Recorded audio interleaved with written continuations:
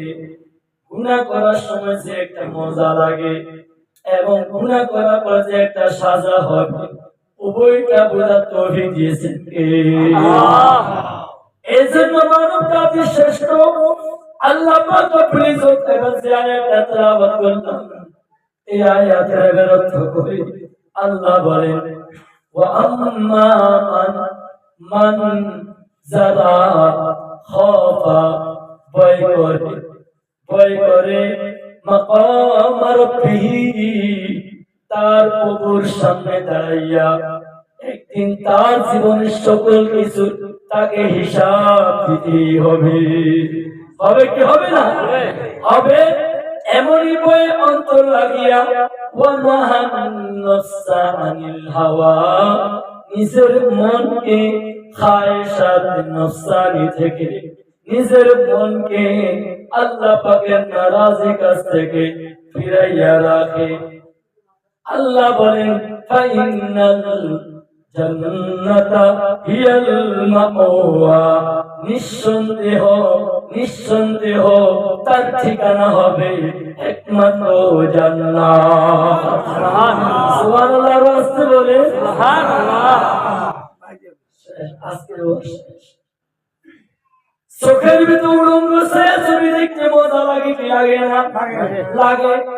কানের ভিতর গান বাদ্য শুনতে মজা লাগে কি লাগে না? লাগে। মুখের ভিতর কি বসে করতে মজা লাগে কি লাগে না? লাগে। মজা না লাগলে মাগরিবের পরে বসে রাত্রে 10টা বাজে যায়, মুরব্বিটারও পায় নেই, ও চাচা 11টা বাজে গেছে, কেমনে বাজলো এত তাড়াতাড়ি কেমনে গেল? ওই যে কি বলতে মজা এমন লাগা লাগছে রাত্রে 11টা বাজে 13 বাজে, ঠিক কি না? না এই এলাকা নাই, আমাদের কোন এলাকার কথা বলতেছি? আছে এই এলাকা? আছে। বিশ্বাস করতে আছে নাকি? আছে। আল্লাহু আকবার। এই গীবতের মজা মুখে লাগে, হারাম খানার মজা মুখে লাগে, এইভাবে বেগানা নারীকে স্পর্শ করতে হাতের ভিতর মজা লাগে, অন্যের মাথার উপর আঘাত করতে হাতের ভিতর মজা লাগে, অন্যের জমিন দখল করতে হাতের ভিতর কি লাগে? মজা লাগে। সুদের টাকা হাতে গ্রহণ করতে মজা লাগে, ঘুষের টাকা হাতে গ্রহণ করতে মজা লাগে। এভাবে পায়ের ভিতরে উলঙ্গ ছবি দেখার জন্য হাঁটিয়ে যাইতে কি লাগে? মজা লাগে। এভাবে বল খেলার জন্য পায়ে হাঁটিয়ে যাইতে কি লাগে? মজা লাগে। আল্লাহ বলেন, ওয়া আম্মা মান খাফা, যারা ভয় করে মাকাম রাব্বিহি, তার প্রভুর সামনে দাঁড়াইয়া তাকে একদিন জীবনের সব কিছুর হিসাব দিতে হবে, এই কথাকে ভয় করে, এই কথাকে মাথায় রাখে, চক্ষুকে সাজার ভয়ে মজা থেকে ফিরিয়ে রাখে। এবার বুঝতেছেন, চক্ষুকে উলঙ্গ ছবি দেখার মজা থেকে সাজার ভয়ে ফিরিয়ে রাখে, কানকে গান বাজতে মজা থেকে সাজার ভয়ে মজা থেকে ফিরিয়ে রাখে, মুখকে কি বসকায়েতের মজা থেকে সাজার ভয়ে মজা থেকে সে ফিরিয়ে রাখে, হাতকে সাজার ভয়ে মজা থেকে অন্য জমি দখল করার মজা থেকে, বেগানা নারীকে হাতে স্পর্শ করার মজা থেকে এবং অন্য মাথার উপর আঘাত করার মজা থেকে হাতকে যারা ফিরাইয়া রাখে, পাকে উলঙ্গ ছবি দেখার জন্য যাওয়ার মজা এবং বল খেলার জন্য দেখার জন্য যাওয়ার মজা, এই মজা থেকে পাকে সাজার বয়সে ফিরাইয়া রাখে। আল্লাহ বলেন, নিশ্চয় তার ঠিকানা হবে আমার জান্নাত। সুবহানাল্লাহ। তাহলে এবার আজকের ইসলামী শেষ আলোচনা এটাই শেষ। এবার আপনি কি আমি কি জান্নাতি হতে চাই না জাহান্নামী হতে চাই? পরিষ্কার ভাষায় বলি, জান্নাতি হতে চাই না জাহান্নামী হতে চাই? জান্নাতি হতে চাই। ইনশাআল্লাহ আল্লাহ আমাদের সবাইকে কবুল করেন। আমিন। এবার জান্নাতি হতে চাইলে আলোচনা যদি কানের ভিতরে এয়ারফোন লাগাই দিছি চলে মজা, কি চলে? সাজার কোন খবর না, আল্লাহকে তর্ক বলে নাই জানবা। চোখের ভিতর আর বাবারে মোবাইল দিয়ে দেখছি একের পরে দেখতে রয়েছে। আল্লাহ কয় বান্দা তুই সাজার কথা তোর খবর নাই, তোর কাছে শুধু মজার খবরটা আছে। এই জন্য তোর নাকি জান্নাত শেষ। জান্নাত কি শেষ? এইভাবে সুদের টাকা ঘুষের টাকা নেওয়ার সময় মজাটা পরে না পাইছে, সাজাটি পায়নি, মজাই না পায়নি, আল্লাহকে শেষ শেষ। وأما من خاف مقام ربه ونهى النفس عن الهوى বলেছে আমি আপনার শেষ বলেছে। আমি এত কষ্ট করছি যে আপনার গুড়ি কেন বলে দেখবেন না, শেষ আলোচনা আমি তো শেষ করলাম। আমি তৃতীয় নম্বর, এক এক জায়গায় 1.5 ঘন্টা 1.5 ঘন্টা 2 ঘন্টা, এটা তৃতীয় নম্বর, আমি তো অল্প শেষ করেছি। তাহলে আজকের আলোচনা কি পাইলাম? জান্নাতি যদি হইতে চায় তাহলে পায়ের তালু থেকে মাথার তুলি পর্যন্ত যতগুলি মজার জিনিস আছে সব মজার জিনিসগুলোকে সাজার পরে ত্যাগ দিতে পারলে আমি জান্নাত পাবো, ঠিক কি না? আর যদি মজায় মজায় লেগে যায় তাহলে কখনো আমি জান্নাত পাবো না। মান আহাব্বা দুনিয়াহু আদরা বিআখিরাতিহি ওয়া মান আহাব্বা আখিরাতাহু আদরা বিদুনিয়াহু ফাআখিরু মা ইয়াবকা আলা মা ইয়াফনা। আল্লাহর হাবিব ফরমান, নদীর এই কিনার লাগে ওই কিনার ভাঙে, এই কিনার ভাঙলে ওই কিনার লাগে। ঠিক জান্নাত দুনিয়া আখিরাতটা আমার এমন, দুনিয়াতে মজায় মজায় শুধু কাম পাইতো, শুধু রঙ্গ ছায়াছবি, শুধু বেহায়াপনা, শুধু মিথ্যা, শুধু মদ গাঁজা, শুধু হারাম খানা নিয়ে করতে থাকবো। আল্লাহ তুমি কত আখিরাত ধ্বংস হইতে থাকবে, তুই আখিরাতে কিছুই পাবি না, তোর জন্য আখিরাতে কিছুই থাকবে না। মজা দুনিয়াতেই কর, আখিরাতে মজা তোর নাই। আর যদি দুনিয়াতে কষ্ট স্বীকার করে, কোটিপতি নয়, লাখপতি নয়, হাজারপতি নয়, ডেইলি 500 টাকার ইনকাম করে কোন রকম বাচ্চাদেরকে নিয়ে জীবিকা নির্বাহ করে, আল্লাহ গো বান্দা তোর 1000 কষ্ট, কিন্তু তার জন্য তোর জন্য আখিরাতে আমি রব মিষ্টি জান্নাতের বরাদ্দ করে রেখেছি। বুঝতে পারছি? আল্লাহ আল্লাহ। এই জন্য জান্নাত পাওয়ার জন্য এই কিনার আমাকে কষ্ট করতে হবে, এই দিকে আমাকে কি করতে হবে? প্রয়োজনে পড়লে পাথর মারতে হবে। আল্লাহর হাবিব যখন পাথর মারলেন, জিবরাইল আমিনকে পড়াইছেন, আমার জিবরাইল আমার হাবিব এত কষ্ট কি করবে, আমার হাবিব এত কি কষ্ট করতে, তাড়াতাড়ি আমার হাবিবকে থেকে মত নাও। আমার হাবিব যদি বলে আমি তুর পাহাড়টাকে স্বর্ণের পাহাড় বানিয়ে দেব। সুবহানাল্লাহ। কোন পাহাড়? তুর পাহাড়। তুর পাহাড়টাকে কি বানিয়ে দিব? স্বর্ণের পাহাড়। ঘোষণা আল্লাহ, ঘোষণা আল্লাহ। কারে বলছে? জিবরাইল। আমার জিবরাইল যাও, আমার হাবিব এত কষ্ট কি লাগে, তো পাথর কেন বানতেছে? আমার হাবিবকে বলো, যদি হাবিব বলেন আমি তোর পাহাড়টাকে কি বানিয়ে দিব? স্বর্ণের পাহাড়। বলেন কি পাহাড়? স্বর্ণের পাহাড়। তখনকার সময় তোর পাহাড় সবচেয়ে বড় পাহাড় ছিল, এজন্য এটা বলেছেন স্বর্ণের পাহাড় বানিয়ে দিবেন, এটা সবচেয়ে বড়। নবী কি বলছেন? হ্যাঁ জিবরাইল, তাড়াতাড়ি স্বর্ণের পাহাড় বানিয়ে বলছেন। নবী বলেছেন আল্লাহুম্মা জাআল রিজকা আলি মুহাম্মাদিন কাফাফা ওয়া ফি রাওয়ায়াতিন কুতা। আয় আল্লাহ, আমি মুহাম্মদ বলি নয়, আমি মুহাম্মাদের পরিবারের জন্য পর্যন্ত রিজিক দিবেন কোন রকম সারের মধ্যে, কোন রকম সারের মধ্যে। একদিন খাবো, ওই দিন আপনার শুকর আদায় করবেন, আরেকদিন খাবো না, ওই দিন পেটে পাথর বাঁধি আপনার সবর আমি আদায় করবো। এটা হলো নবীর জিন্দেগি। আজ আমি কোটি টাকা অর্জন না করলে আমার কাছে কেমন কেমন লাগে। আমার দোস্তর পেলাম, দুনিয়াটা হলো দুর্গন্ধ। এই দুনিয়াকে যদি আমি প্রাধান্য দিই, মজা হারামে হালালে দেখে বামে উপরের নিচে সব টাকায় কর্তৃত্ব খেয়েছে থাকি। আল্লাহ কো বান্দা যত সিজদা দিবি সব সিজদা জমিনে থাকি যাবে, আমি মালিক পর্যন্ত কোন সিজদা তোর পৌঁছবে না। অথচ বান্দা যখন সিজদা দেয় আল্লাহর আয়াত ফরমান বজাহির সিজদা কা হাস বল জমিবু, বজাহির সিজদা কা হাস বল জমিবু, বাবাতিন মসজিদ আরশে ভরিবু। বান্দা তুমি সিজদা দিতে তোমাকে দেখতেছো জমিনে দিতেছো, আসলে কি জানো এই সিজদাটা কোথায় পড়ে?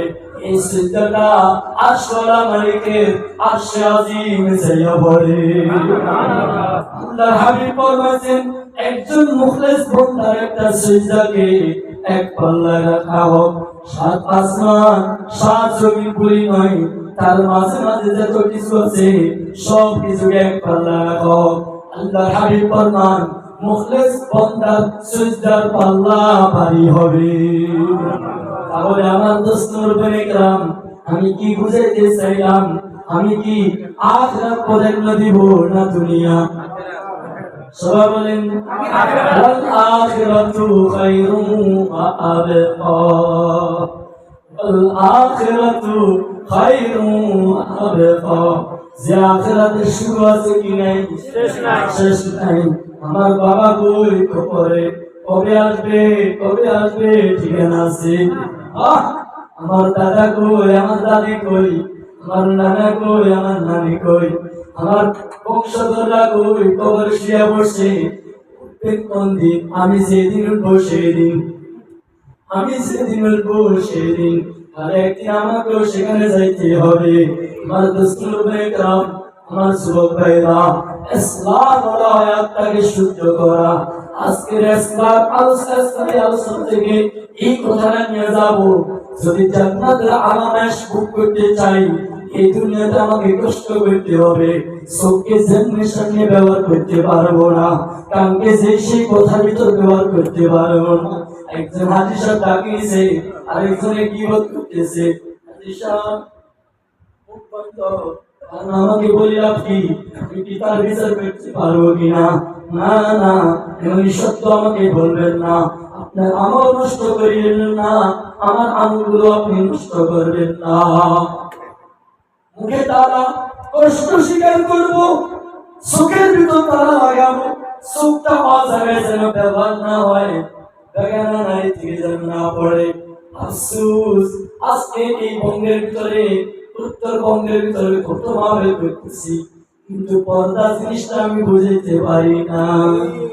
সব বুঝে কিন্তু পর্দার বেলায় বুঝে না।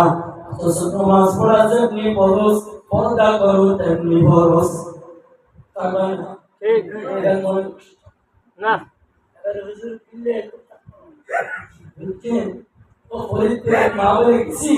আমার বিষয়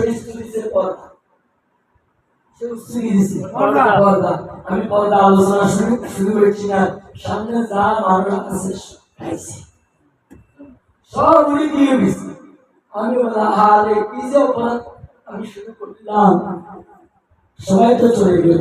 এর ভিতর থেকে মাহবুবরা একটা লেখা বাড়াচ্ছি, বুঝলো আমরা এখানে 550 মহিলা আছি, আমাদেরকে আপনি লক্ষ্য করে বলেন আমাদের স্বামীরা সুন্দর না, এই জন্য তারা আমাদেরকে জোর করে খেত ফসলে নিয়ে যায়।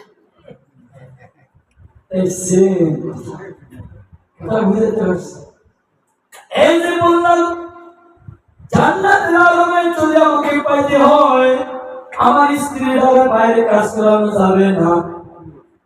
স্ত্রী বাইরে লোক না, স্ত্রী ঘরের ভিতরে। আল্লাহ পাক বলেছেন ওয়াকারনা ফি বুয়ুতিকুন্না ওয়ালা তাবাররাজনা তাবাররুজাল জাহিলিয়াতিল উলা। আল্লাহ বলেছেন ও সভ্য জগতের দুনিয়ার লোকেরা, আমি তোমাদেরকে বলতেছি তোমরা অসভ্য যুগের লোকদের মতো তোমাদের মেয়েদেরকে, তোমাদের মা বোনদেরকে ঘর থেকে রং দেখাবার জন্য বের করিও না। কার ঘোষণা এটা? কার ঘোষণা? বলেন কলা কোনটা মজা? যেটা চামড়াওয়ালা সেটা খাবো না চামড়া ছাড়া খাবো? চামড়াওয়ালা।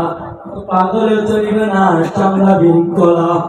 সকাল থেকে একজন লোক বাজারে কলা বিক্রি করতে বসছে, কেউ নেয় না। আসলে পরিচয় করে সম্ভবত চামড়া থাকার কারণে নেয় না। চামড়া সব খুলে ক্লিয়ার করেছি, মানুষ যাবে তো খাওয়ার জন্য। ওই পচা করবে রাত্রে ভিতরে ভিতরে পৌঁছে শেষ, টাকাও শেষ, কুমড়ো শেষ, লাভ শেষ। বুঝাইতে পারছি কিনা? টাকা জিনিসের দাম অনেক বেশি। আমার মা আমার মুরব্বী কারণ আমরা পর্দা করাইলে তার পর্দা করবে। আজকে আমি পর্দা করাই না, তারা করে না। এমনই পাবো তারা কিয়ামতের ময়দানে আমাকে ধরে রাখবে। এই পর্দা যদি না করাই, আল্লাহ হাবিব বলেছেন আমার নাম হলো দয়ুস। আমার নাম কি? দয়ুস। আমি মাওলানা, আমি জুব্বা, আমি পাগড়িওয়ালা। আমার স্ত্রী মার্কেট মার্কেটে ধরে, আমার মেয়ে জমিনে জমিনে মানুষকে বেপরদাগিরি করে দেখায়, শরীর দেখায়, চেহারা দেখায়। ও আমার দোস্ত নবী বলেন, তুই হচ্ছে দয়ুস। তুই বিভিন্ন জায়গায় লেখা থাকে, সংরক্ষিত লেখা, এখানে যে সে প্রবেশ করতে পারবে না। আল্লাহর হাবিব ফরমান, জান্নাতের গেটে লেখা থাকবে আদ-দয়ুসু লা ইয়াদখুলুল জান্নাহ। এমনই বাবা যারা, এমনই সংসারী যারা, এমনই বড় ভাই যারা নিজের ঘরের মহিলাদেরকে পর্দা করাবে না, তারা দয়ুস। জান্নাতের গেটের উপর লেখা থাকবে এখানে দয়ুসের স্থান নয়, দয়ুস এখানে ঢুকতে পারবে না। ওলামায়ে কেরাম আছেন, জিজ্ঞাসা করেন নবীর হাদিস, আদ-দয়ুসু লা ইয়াদখুলুল জান্নাহ। এজন্য আজকে আমি জান্নাত পাইতে চাই, আমার চোখের ভিতর পর্দা কেমনে করব? এই যে এখানে কত সুন্দর ওয়াজ শুনতেছি, বাড়িতে সুন্দর সাথীদের কথা বলি, সাথী হুজুর মায়ের মতো, মামি তোর মায়ের মতো। আপনি কি আপনার মন মতে মায়ের মা বানাবেন, না শরীয়ত মতে মা বানাবেন? আল্লাহ পাক কোরআনে কারিমে বলেন, একজন চাচা যদি কোনো কারণে যুবক অবস্থায় মারা যায়, মারা যায় না? মারা যায় না? চাচা যুবক অবস্থায় মারা গেছে, চাচি যুবতী না বুড়ি? যুবতী। কথা কয় না, যুবতী। তাহলে এই চাচি ইদ্যতের পরে, ইদ্যত পালন করার পরে আমাকে চাচিকে বিয়ে করা জায়েজ না হারাম? জায়েজ। যদি চাচিকে বিয়ে করা আমার জন্য জায়েজ হয়, এই চাচির সাথে আমার দেখা দেওয়া হারাম। মামা যুবতী অবস্থায় মারা গেছেন, যুবক অবস্থায় মারা গেছেন, তাহলে মামি স্ত্রী, আমার স্ত্রী যুবক না বুড়ি? যুবতী না বুড়ি? যুবতী। আমার দোস্তর ভাইরাম, এই মামির ইদ্যতের পরে মামিকে আমার জন্য শরীয়তে বিয়ে করা জায়েজ না হারাম? জায়েজ। যদি জায়েজ হয়ে থাকে, তাহলে এই মামির সাথে আমার দেখা দেওয়া হারাম। যার সাথে বিয়ে বন্ধন আমার জায়েজ, তার সাথে দেখা দেওয়া আমার হারাম। মাসআলা সহজ, যার সাথে আমার বিয়ে বন্ধন কি জায়েজ, তার সাথে আমার দেখা দেওয়া কি হারাম। আর যার সাথে আমার বিয়ে বন্ধন হারাম, তার সাথে আমার দেখা দেওয়া জায়েজ। মায়ের সাথে সন্তান দেখা দেওয়া বিয়ে বন্ধন হারাম, দেখা দেওয়া জায়েজ। ভাইয়ের সাথে বোনের বিয়ে বন্ধন হারাম, দেখা দেওয়া জায়েজ। বাতিনির সাথে চাচার বিয়ে বন্ধন হারাম, চাচা বাতিনির সাথে দেখা দিতে পারবে, জায়েজ। বাগিনীর সাথে মামার বিয়ে বন্ধন হারাম, মামি বাগিনী মামার সাথে দেখা দেওয়া কি জায়েজ। যার সাথে বিয়ে বন্ধন হারাম, তার সাথে দেখা দেওয়া জায়েজ। আর তার সাথে বিয়ে বন্ধন জায়েজ, তার সাথে দেখা দেওয়া আমার জন্য কি হারাম? সবাই বলেন হারাম। আর হুজুর বিরাট কথা বলবেন, কি বলবো? আমাদের দেশে চলবে না, বলে দিতেছি, না হলে কেমন মনে আপনারা আমাকে বলেন, হুজুর আপনি নাকি আমাদের মানুষে গেছিলেন, তো কথা তো বলেননি, কোথায় জানি ঠিক আছে।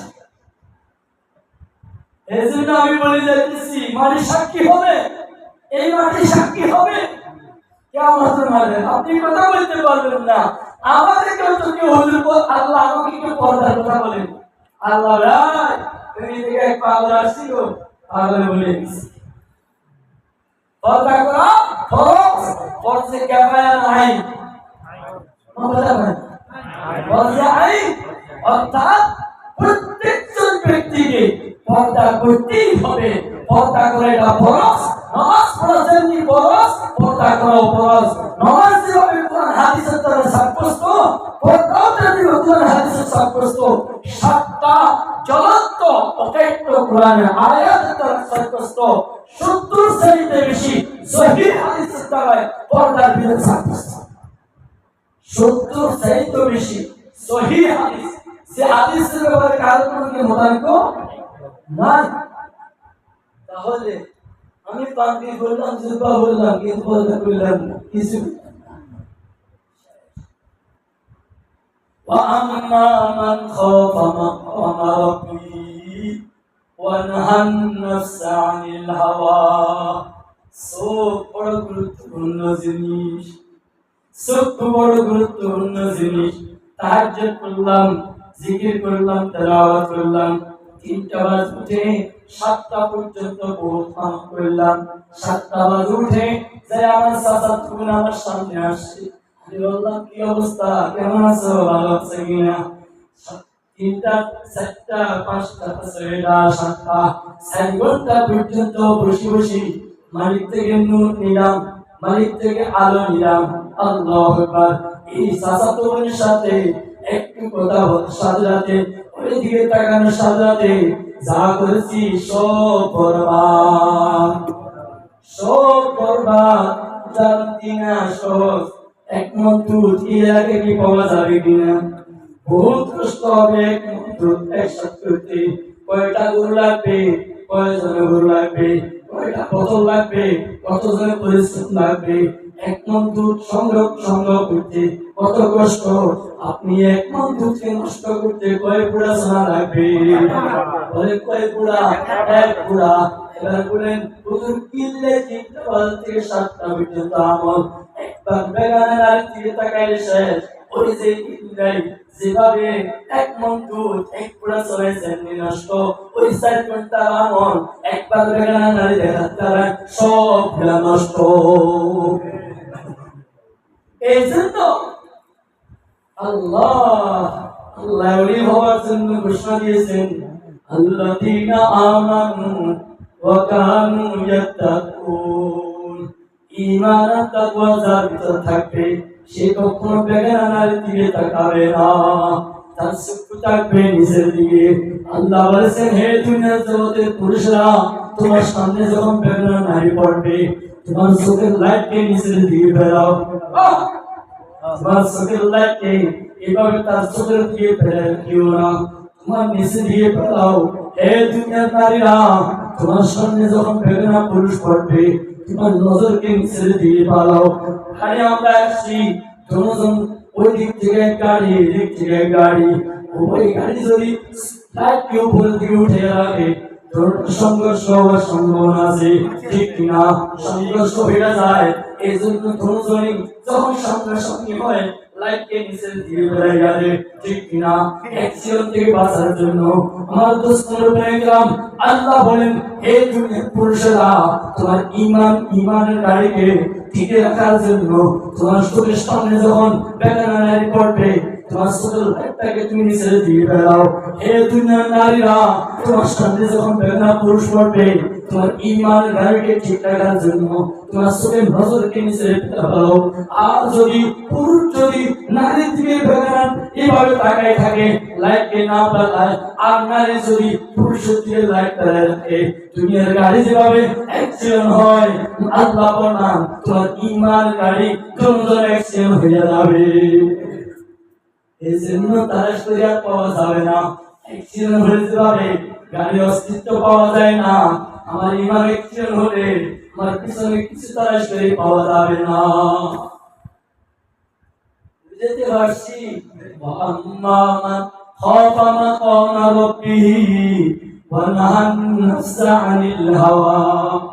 খলিফাতুল মুসলিমিন হযরত ওমর রাদিয়াল্লাহু তাআলা এটা বলে আমার আলোচনা শেষ। আপনাদের কষ্ট হচ্ছে।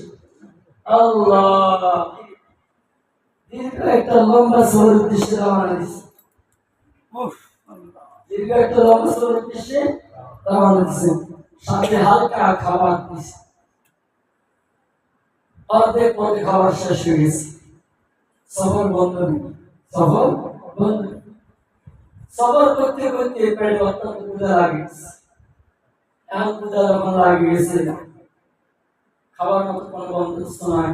বহুদূর যাওয়ার পরে রাস্তার পাশে দেখতেছে এক ছাগল চড়াইয়া, ছাগল চড়াই কি চড়াই? রাখাল করে, রাখাল করে। ওমর সেখানে দাঁড়াইছেন, খলিফাতুল মুসলিম দাঁড়ায়, যুবক, রাখাল কিছু, যুবক, আমি একজন মেহমান, পরিচয় দিন না, আমি খলিফাতুল মুসলিম। এমনই পরিচয় দিন, আমি একজন মেহমান, আমার পেটে ক্ষুধা আছে।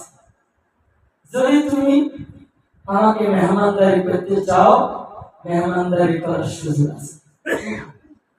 কেমন কথা! এই কথা বলার পরে যুবক মেহমান পান, আপনি আমার কাছে মেহমানদারি করার মতো কি দিচ্ছেন? আমার কাছে কিছু নেই। ওমর বললেন, হ্যাঁ যুবক, তোমার প্রত্যেকটা ছাগলের গোলামে ভর্তি করে দুধ আছে, তুমি চাইলে তো এই গাড়ির ছাগলগুলি থেকে দুধ দিয়ে আমাকে দুধ পান করে মেহমানদারি করতে নাই কি? কেন? যুবক বলে, ওগো মেহমান ভাই, আপনি মনে করছেন ছাগলগুলির মালিক আমি একটা ছাগলের মালিক, মালিক হলেন আরেকজন। যিনি মালিক উনি আমাকে বেশি থেকে বেশি আমি ছাগল চড়াইতে চড়াইতে আমার ক্ষুধা লাগে গেলে আমাকে একটু করে দুধ খাওয়াইতে দিচ্ছে, অনুমতি দিচ্ছে। আপনার মতো এমনই মেহমানকে এখান থেকে ছাগলগুলি থেকে দুধ দুইয়া দুধ পান করানোর মতো আমার মালিকের পক্ষে অনুমতি নাই। কথাটা কত গুরুত্ব! ওমর খুশি হয়ে যায়, কথা কয় খুশি। বর্তমান যুগের নেতা হলো কি গেল,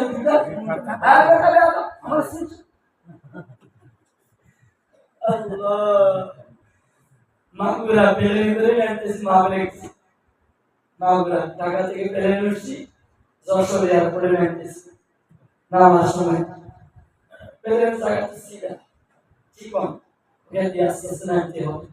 এক নেতা এটাকে ঢুকে দিই সামনে, এক নেতা এবার যুবক আর সাথে নাম আমার জিনিস আমি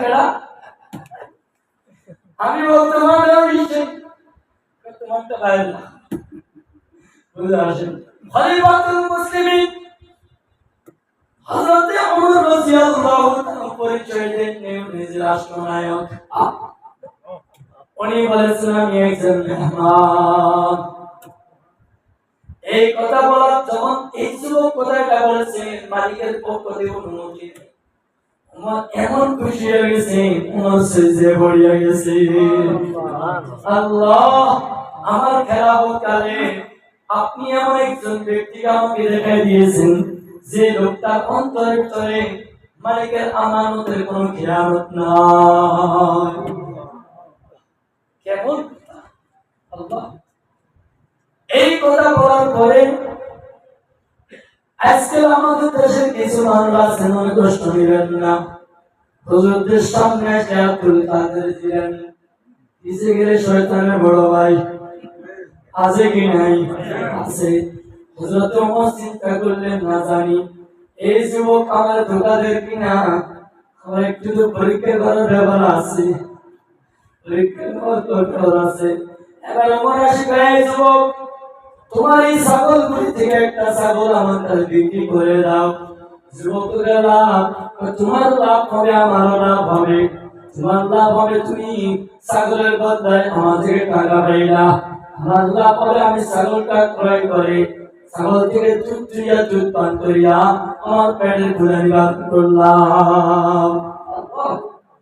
যুবক বললেন, ওগো মেহমান, আমি প্রতিদিন দেখেছি আমার মালিক ছাগলগুলো বাড়িতে নেওয়ার পরে একটা দুইটা তিনটা চারটা করিয়া করে গুনিয়া নেন। আজকেও তো ওইভাবে গুনিয়া গুনিয়া নিলেন। যদি মালিক করতে চায় একটা ছাগল তো কম পাবে, তখন মালিক যদি আমাকে ছাগলটার ব্যাপারে জিজ্ঞাসা করে আমি কি উত্তর দিব? ও মেহমান ভাই, আগে আমাকে সেই উত্তরটা শিখাইয়া দি। আল্লাহু আকবার। হযরত ওমর ওই যুবককে সেই উত্তরটাও শিখাইয়া দেয়। ওমর অন্তরে মালিকের ভয় কতটুকু আছে যার তো কোনো সীমা থাকে না।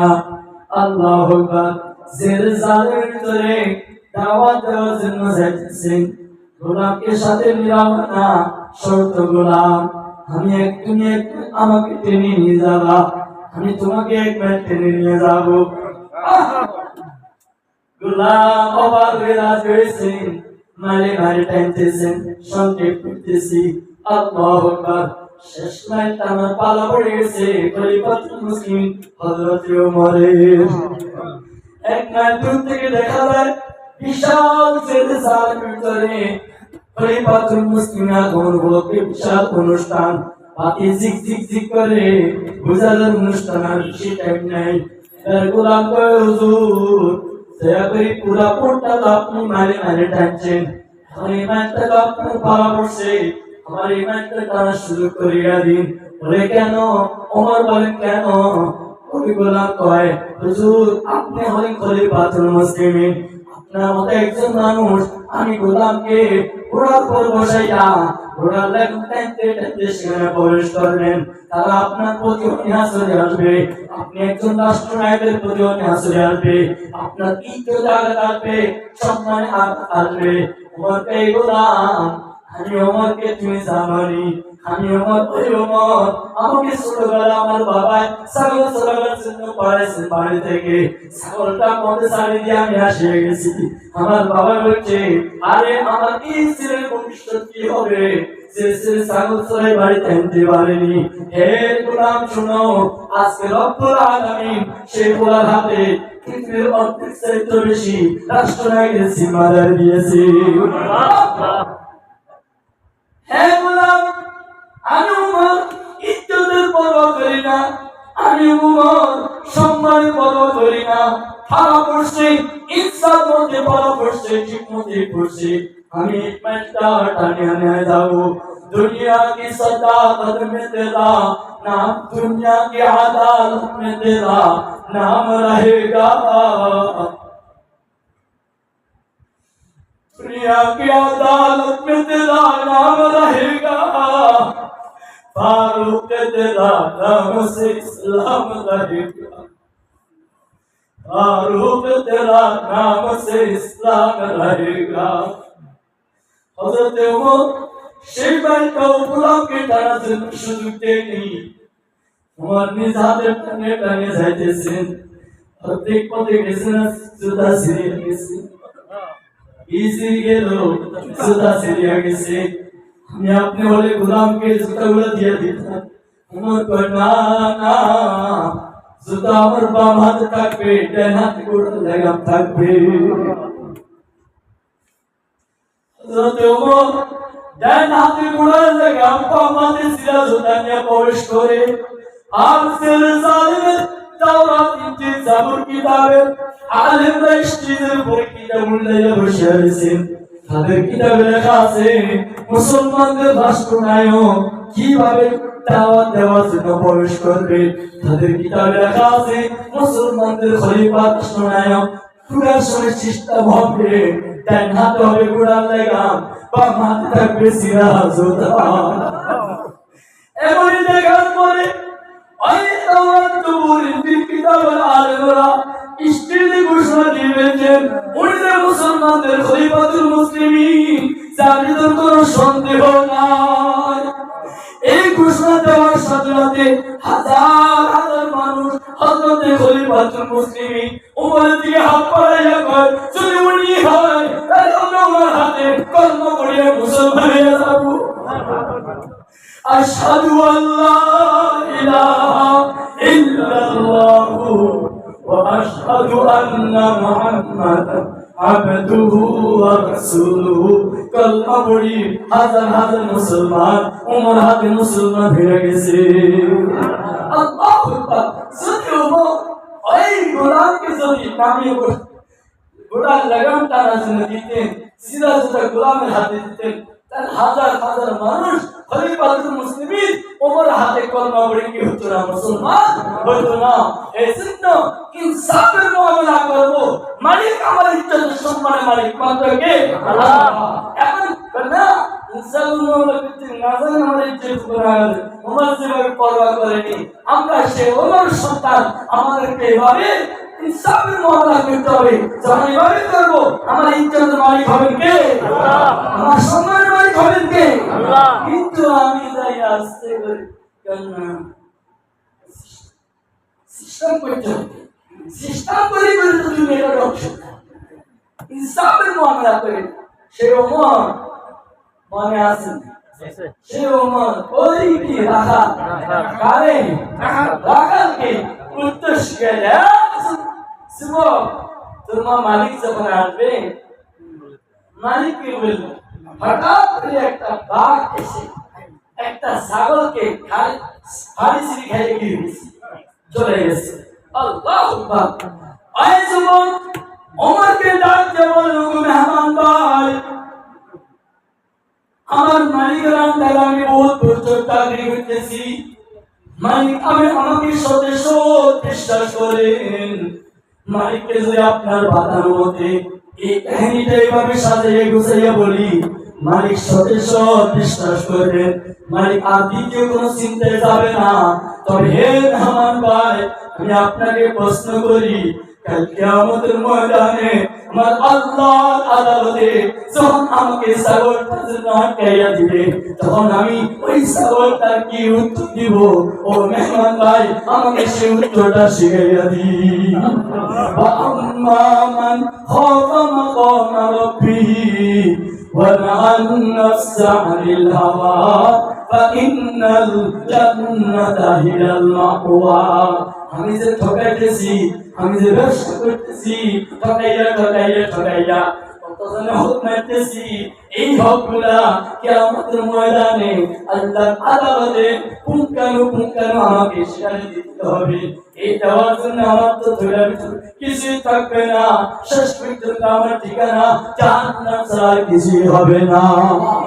এই জন্য وأما من خاف مقام ربه ونهى النفس عن الهوى الله يقومسن الكيس من دان نفسه وعمل لما بعد الموت। মানুষ একজন হলো তিনটা, মানুষ একজন গরু কয়টা? গরু কয়টা? তিনটা। সে গরু তিনটার জন্য 500 টাকার খেত নিচ্ছে, 500 টাকা 500 টাকার খয়েল নিচ্ছে, 500 টাকার বসি নিচ্ছে, 1500। এই 1500 টাকার খানা মালিক যিনি, উনি মিস করছে। উনি নরমাল পরিবারের একজন, গরু 3 টাকা এসারের পর দিন ওই খাবার বান্ডেল ভিতরে ঢুকছে। আমি গরু বলতে হাত খুলে বলে, ও গরু, আমি প্রতিদিন তোদেরকে 1500 টাকার খাবার দিতে পারবো না। আমি একজন নরমাল পরিবারের সন্তান।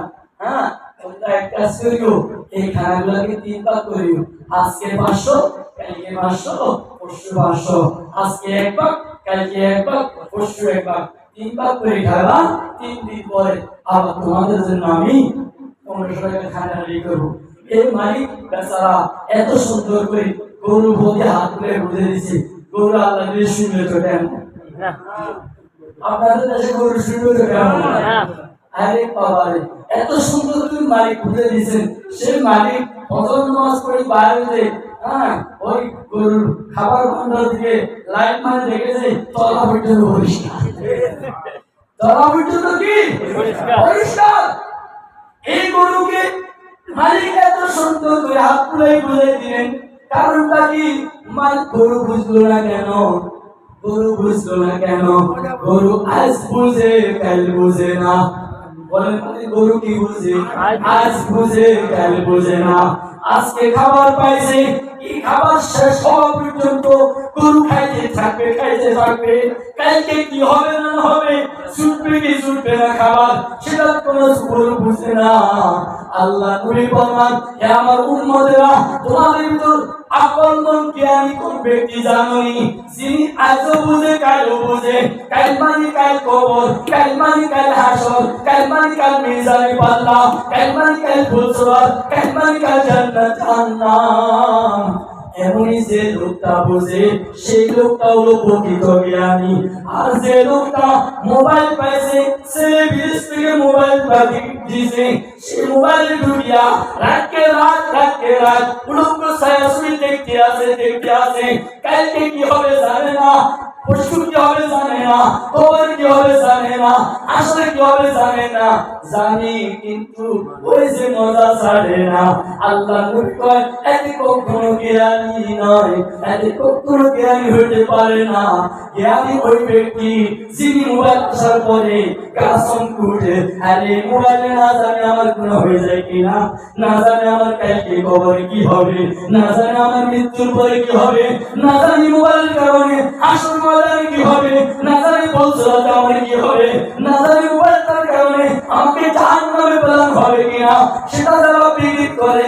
আল্লাহ নবী ফরমান, প্রকৃত জ্ঞানী হলো সে, আর যে এমন বিক্রি করে না, ফাইসিয়াল দেখছি, ফাইসিয়াল শুনছি, ফাইসিয়াল খাইছি, ফাইসিয়াল করছি, ফাইসিয়াল নিছি, এমনই করে আল্লাহ নবী কাছে কখনো জ্ঞানী হইতে পারে না। বুঝতে পারছি? তাহলে তার জ্ঞানের পরিচয় দিব না বেআক্কেলের পরিচয় দিব? জ্ঞানের পরিচয় কারা কারা দিব? ইনশাআল্লাহ। আল্লাহ আমাদের সবাইকে তৌফিক দান করুন। আমি গুনাহগার, হাত নামান। যদি আমি গুনাহগার, জান্নাতের আলোচনা করি। এখানে একটা শেয়ার করে পাইমিনাল জান্নাত হিয়াল মাওয়া। জান্নাতটা কেমন হবে, জান্নাতের আলামত নাজ নেয়ামতটা কেমন হবে, যদি আমি